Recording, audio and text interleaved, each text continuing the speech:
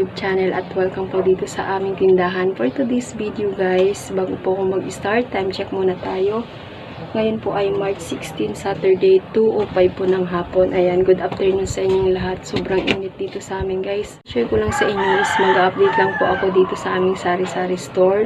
Ngayong araw, bali, kahapon ko pala ito sinimulan. Tulong kami ng partner kasi wala siyang pasok. Ngayon, ang gulo-gulo po ng tindahan at ipapakita ko sa inyo kung bakit siya magulo.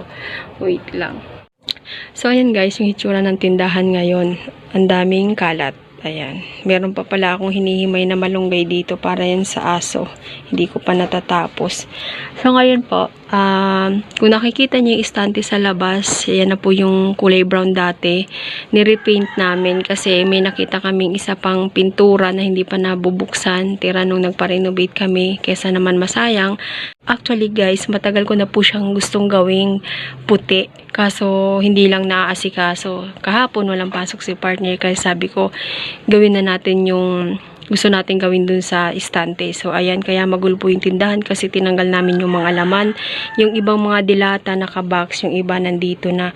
Pati pala yung patungan ko ng mga sabon dun sa gilid. Ginawa ko din siyang white. Kaya, ayan, ganyan po siya kagulo.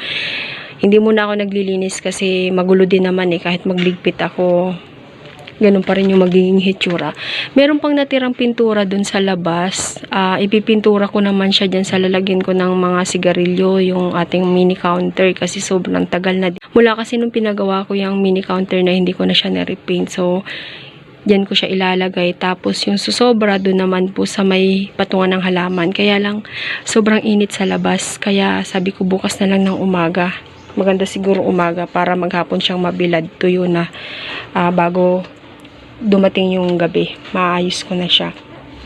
So, ayan guys. Napakagulo ng aming tindahan ngayon. Yung nandun po sa mga nasa ilalim, isinabit ko rin siya kagabi after kong magpintura kasi hindi naman siya inabot. Hindi naman siya didikit sa pintura. Kaya ayan, bakante yung ating istante. Tapos wala na rin tayong bigas. Bali, may parating akong bigas ngayon pala. Umorder na ako. Kaya ayan yung hitsura ng ating bigasan. Wala pong kalaman-laman. Ubus na siya. Tapos ayan, yung mga alak, yan ko na lang siya nilagay. Yung mga maliliit, yung mga dilata, yung mga condiments sa kabox. Pero yung alak doon ko na lang siya inilagay. Pati yung ibang alak, nandyan din siya sa loob. Ayan po yung ating tindahan ngayon guys. Napakagulo. So, mamaya, hihintayin ko na lang. Siguro mamayang gabi pwede ko na siyang lagyan ng mga paninda kasi medyo tuyo-tuyo na rin naman siya. Kaya lang mas maganda siguro kung tuyong-tuyo na talaga para hindi na didikit. Meron pang bakat ng paa ng pusa kasi inapakan ng pusa ako kagabi. Ayan siya. Pero okay lang yan. Laging may tatak ng pusa yung mga pinipinturahan ko. Nung nakaraan din kasi nagpagawa kami. Meron din tatak ng paa ng pusa yung istante sa ilalim. Kunti na lang siguro tingin ko nito mamayang gabi pwede na siyang ibalik yung mga paninda dito. Ayan pa, meron pa ako natirang pintura dito guys. Ayun, nasa maliit. Ipipintura ko siya dyan sa lalagyan ng halaman tapos dun sa ating mini counter. So, ayan lang po yung aking update dito sa aming sari-sari store na may kaguluhan ngayon. Yung palang patungan ng mga sabon, nandun tuyo na yan, ipapasok ko na yan para malagay ko na yung mga sabon, yung mga Sunrox, mga Max Glow. Kasi nauna ko yung gawin kahapon. Ang pinakahuli kasi ito, inabot na kami ng gabi niyan. Kaya matagal siyang matuyo. Pero mainit naman ngayon. Kaya sabi ko, tingin ko mamaya pwede ko na siyang ibalik yung mga paninda dyan. So, ayan lang po yung aking 210. Ano pa? So, ayan guys, balik ako. Meron lang bumili.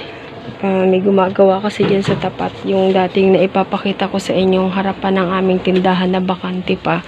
Ngayon, meron nang nakatira at merong gumagawa. Kaya medyo maingay po yung ating video. So, dito ko na rin po tatapusin yung aking share sa inyo. Mag-update na lang po ako sa susunod kapag natapos na yung ating istante. So, maraming salamat pala sa ating mga bagong subscriber. Shoutout po sa inyong lahat. At sa mga hindi po nakapag-subscribe, please subscribe my YouTube channel, Abel Grace 2. At syempre, pakihit na rin po ang notification bell para lagi kayong updated sa mga susunod ko pang video. Thank you so much. Bye-bye. God bless us all.